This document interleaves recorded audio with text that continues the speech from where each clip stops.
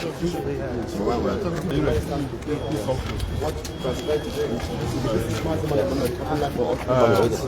morning, sir. Yeah, good morning. We understand that the court has denied Nnamdi Kanu's request to an external medical center. Well, yes, that's quite a surprising ruling today. We were served all of a sudden, as a matter of surprise, an ambush with the medical report, which the court ordered the Nigerian Medical Association to submit since 26th September.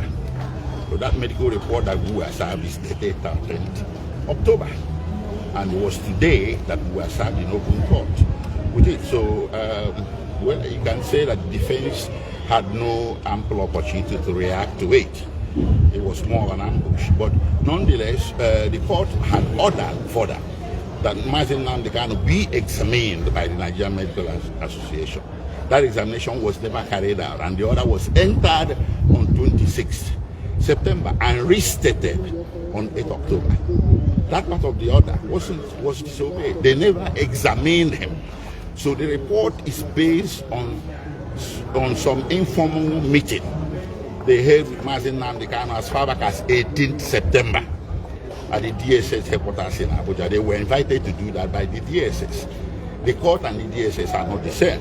So what we have in court, or what we were served in court today, quite frankly, we cannot be sure where it emanated from. Did it emanate from assumption, or did it emanate from the examination carried out on 18th September before the court entered an order on 26th September? So we were quite surprised from us, and we felt a bit disadvantaged, but the proceedings had to continue apace as the court wanted it. So at the end of the day, the court made a conclusion and a ruling that Nnamdi Kanu must enter his defense from the 24th of October and conclude his defense by the 30th of October.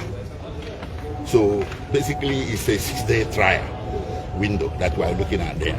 So how fit is the defense now? How fit is the defense counsel, defense team particularly, entering the defense now? How ready are you guys? Well, you see, lawyers are trained to be ready for any eventuality. But the justice of the matter is another case altogether. I choose not to comment on that. So wait, we have to comment. Sorry, sir. I'm one of the members of the legal team. This is a public document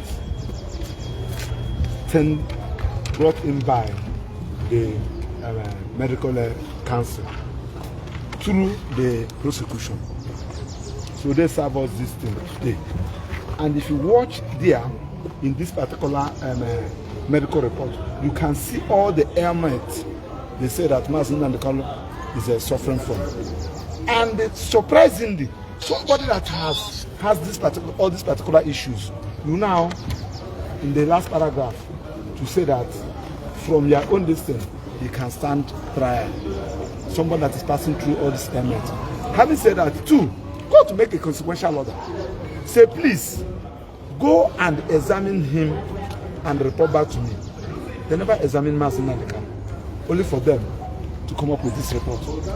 Nigerian Medical Council, they should be very careful, because this is a professional body and you are expected to act professionally. Yes.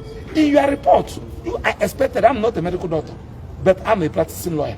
You are expected to show that on this particular day, we obtained his specimen. We carried out this lab, and the lab showed this. We are talking about somebody's life, for goodness sake.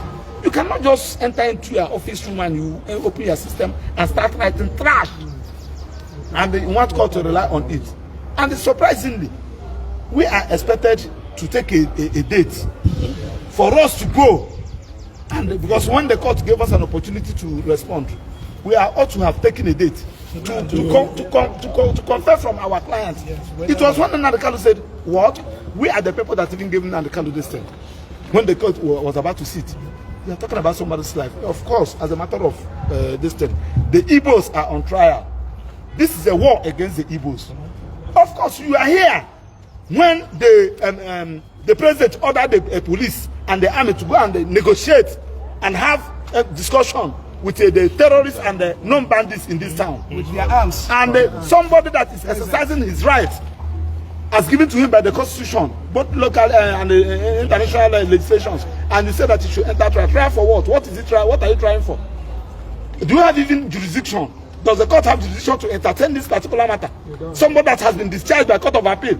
So we don't want to go into that. This is a trial. Again, these Igbos are on trial. This is a persecution, not a prosecution. And I stand by it. And I'm calling the entire Nigerians. It's the Igbos and the Nnamdi Kanu today. It can be another person tomorrow. And we should stand against it. That's why we are protesting. Why should we be treating a human being like this? Simply because the offense Nnamdi Kanu committed is because he's an Igbo man. Can you do it somebody from the north? Can you do it somebody from the west? You cannot. People have been agitating. So boy has been going around agitating for Republic of Oduduwa. Have you arrested him? The answer is no. Because Nnamdi Kanu is an Igbo and he sees that nobody can speak with him for him. And we are saying no to that. We can never be intimidated. Nobody is more Nigerian than anybody. Nobody is a second-class citizen in this country, and we are going to fight it. I'm begging judiciary not allow yourself to be used. They know what they are doing. Are you telling me that it was on the 13th? Court gave you 2 weeks. After 2 weeks, you now produce this document on the 13th, and you kept it with you. You do not allow us to go and see our client with it, only for you to serve us 5 minutes before court is sitting, and you ask us to respond. Is this injustice or injustice, for goodness sake? We should call evil. And when you call evil, it will stop existing. That is our submission. When there was no evaluation, you come up with